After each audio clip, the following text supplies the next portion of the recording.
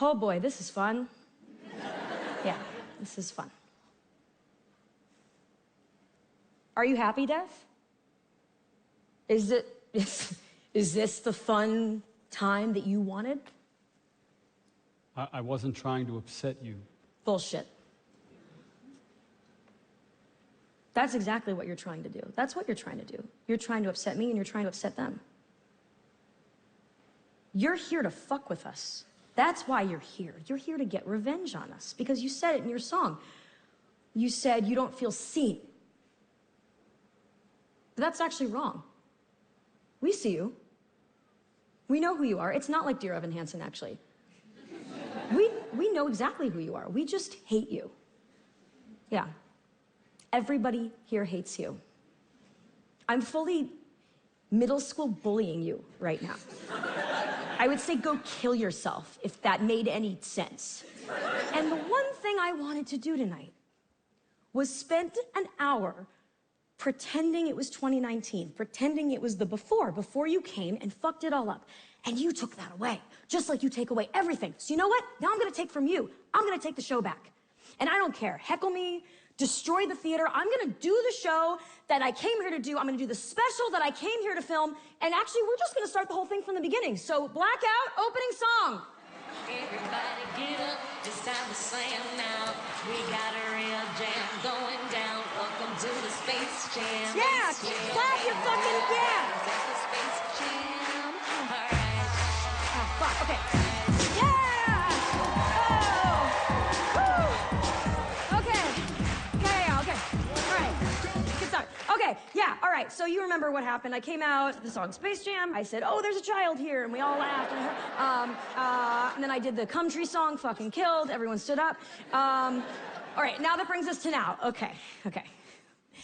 There is a bush on my street that smells like a bush. And, well, let me tell you about it in song. And I say, yes, were there any ideas?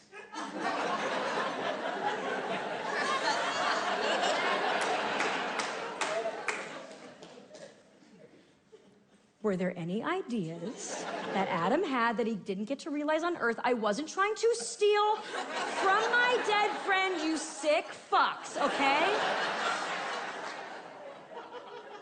It was an earnest question because what I earnestly meant was, look, art was our love language. Did he have any artistic unfinished business? Earnestly asking.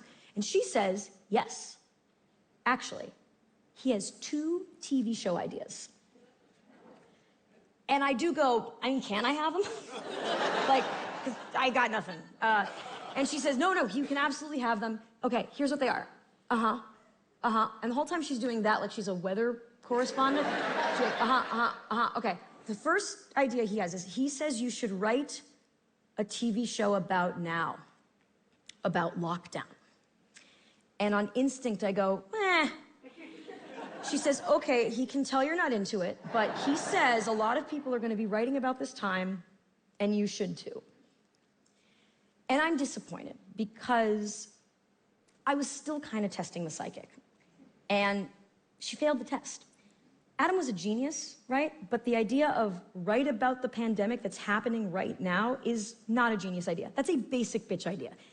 Anyone could have that idea. It's like your mom saying, you should write about our family. You know? So I say, okay, what else does he have? And she says, okay. He said, this next idea you're gonna really like. He says, you should write a gritty, realistic comedy about USO shows in the 1960s. Okay, that's specific.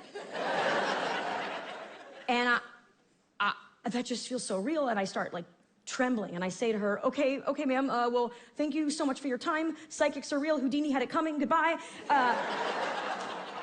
Close my computer, and I look up, and I think, oh my God, USO shows in the 1960s, that's gotta be real.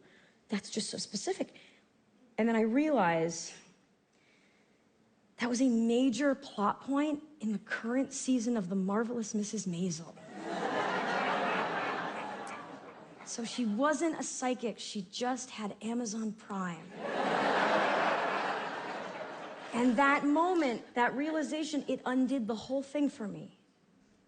It just negated it, and I'm back to square one, that there's nothing. And I don't want to be back to square one. I don't want there to be nothing. I want there to be something.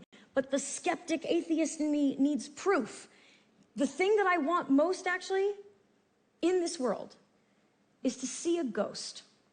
Because if I were to see a ghost, it would be proof with my own eyes that there is something more. But the bummer of that is, even if ghosts are real, I know that for my friends who died, I am frankly a low priority haunting.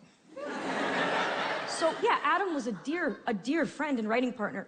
He left behind 2 children, his parents, his girlfriend. He's not getting to me for a long time. Same thing with my friend Tommy. Tommy's probably watching this and going, we were work colleagues, easy.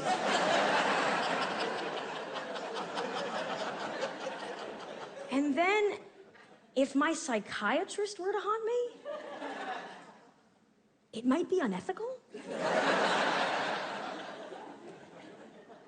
Still, I hold out hope for a haunting, and when I'm in bed at night, I stare into the darkness, and I do this with my eyes, just hoping to see anything.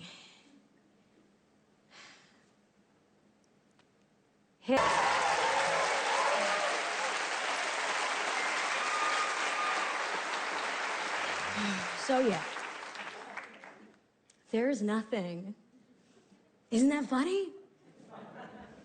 Isn't it so funny that, like, there's all this, like, misery and death and pain, and it's all for nothing? That's, like, so funny. Like, it's so fun. It's so funny that it's been, like, over 4 years, and everything that happens still fucks with me. Like, when I'm in bed with my husband, and he nudges me to tell me anything, I think he's gonna tell me someone's dead. And then, when I hear a news story about a child being hurt or killed anywhere, that child morphs into my child, and I am back in the NICU. And I have to say, ever since I've become a parent, it's like a door has been opened to a part of my heart I didn't know existed. And that part of my heart is made of nothing but fear and anguish and worry, and I can't close the door, no matter how hard I try. And look, I know that I'm making this show up as I go along, right? Okay. But let's just say, as a thought experiment, that I've been doing this show for the past 2.5 years, right? That I've been working on this show and using it to work out my feelings about death. And the whole time I've been doing the show, I've been expecting the world to get better. And it hasn't, because there's more grief and loss and death, and we don't know how to deal with it. Because we didn't deal with the thing before that, or the thing before that, or the thing before that, because nobody showed us how.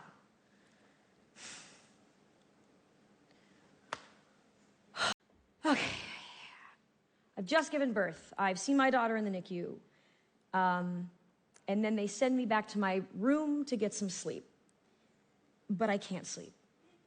I feel horrible, and I'm thinking to myself, I don't want to feel this way. I want to be back in denial. I want to feel normal. I'm going to check my email. Yes. Great idea. I want to delete spam right now. What a joy to unsubscribe from MeUndies. So I take out my phone, and I start checking my email, and I'm scrolling through bullshit, and it's great. I'm getting nice and numb, you know? And then I come across an email from my friend Steven with the subject line, "Hoping for a speedy recovery, please read." And I open up the email, and it's the news that my writing partner, Adam, has COVID. So he was the guy in New York that I've been writing the musical with. Now, this makes no sense to me, because I had just been texting with him a couple days before about something really stupid. So basically my whole pregnancy, we had this running joke where I would try to gross him out with my changing body, and I had texted him, my mucus plug fell out. And he texted back instantly, that's mucus to my ears. I could never faze him.